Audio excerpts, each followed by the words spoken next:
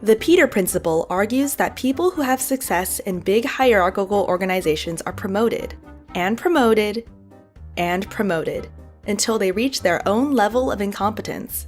After this, they get never promoted again and are often stuck there for life. To understand this better, let's look at a real-life example. David and Diana, two graduates, first met at a sales training to become representatives for P Pharma. They were so proud to have gotten a job in which they could actually help people. The company had just invented Oxydevil, a promising new painkiller which the company advertised as being non-addictive. Little did they know that they had joined one of the most dangerous organizations in modern America. Both do a good job of convincing doctors to prescribe Oxydevil whenever one of their patients has pain. Over the years, they all become friends and often celebrate their achievements together. Both deliver great sales numbers and eventually get promoted to managers. The transition happens without much training, and while Diana was a great rep, she is a terrible manager. Colleagues begin disrespecting her, and Diana becomes very unhappy at work. As a result, she decides to put less effort into the job and doesn't realize that something odd is going on. Some members of Diana's team start selling Oxydevil by the millions to small, unknown clinics. David is a natural. He knows what to do with his weakest reps and how to celebrate those who perform well. He becomes a rising star in the organization, and after a few years, gets promoted to the position of sales director. Now, when Diana sees David in the cafeteria, she avoids him. She's afraid to expose her inabilities. She is overly focused on herself and doesn't realize how stressed he looks. David's new position as a director is highly complex. He lacks the analytical skills to make sense of the numbers. He does not understand why the sales of Oxydevil have increased so dramatically. He feels insecure. In order to compensate for that feeling, he starts working extra long hours. The night before his first board meeting, he doesn't sleep at all. He's too afraid others will realize that he's a complete failure at his job. The meeting starts with the science team. They present new research that reveals that Oxydevil is in fact very addictive and that hundreds of thousands of people could be affected. The room gets completely quiet. Then, the lawyer speaks up and confirms that there is nothing to worry about, as the product had been approved by the FDA. She adds that sales should now soar until the patent expires.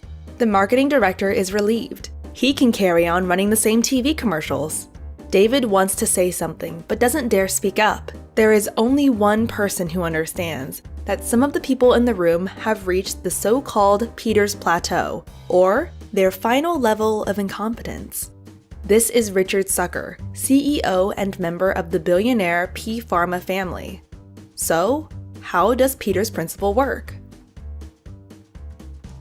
People advance in their careers because they have high skills in a specific task. Once promoted, these skills are often irrelevant to the new job. The new skills required are above their ability level, or they may not have received the required training. Note that their new manager might also be a victim of the Peter Principle and doesn't realize that training would be a good idea. And there are incentives at play. People often work hard to reach a certain position or salary. Once they achieve that, some get lazy. Once people lose their passion, they stop learning. They may fail to keep up with new developments, which may eventually lead to poor quality of work. In order to protect their comfort zone, they challenge any new idea or person that could make their lives uncomfortable. Employees that are incompetent are often unhappy. They left a job at which they were fantastic and well respected by their colleagues. Now, they watch how their colleagues get promoted or remain equally stuck. This has a negative impact on the company. Frightened to lose their jobs, incompetent managers celebrate obscurity and implement complicated procedures. These procedures only make sense to the manager and leave colleagues feeling confused and uninformed. Some may work very hard to make up for the lack of skills. For this reason, their supervisors don't dare let them go. The results are often complex, incompetent corporations that move too slow to innovate. The Peter Principle was first introduced by authors Lawrence Peter and Raymond Hull in 1969.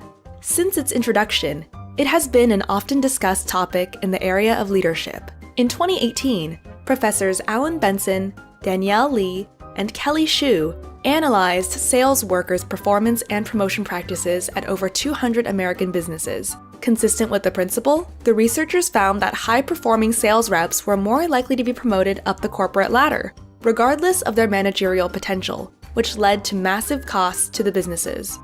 While our story of David and Diana was fiction, let's learn how the real story unfolded.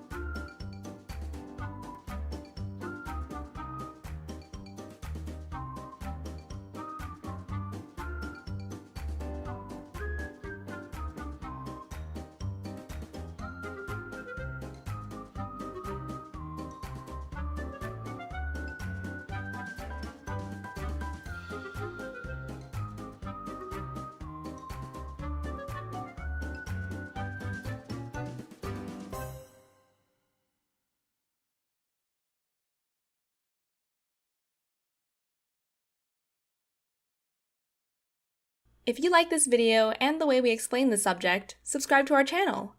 We try to explain complex subjects in simple language and cartoons to support students all around the world in their learning. If you want to support us, you can go to www.patreon.com/sprouts and donate. Just $1 from many fans makes a big difference.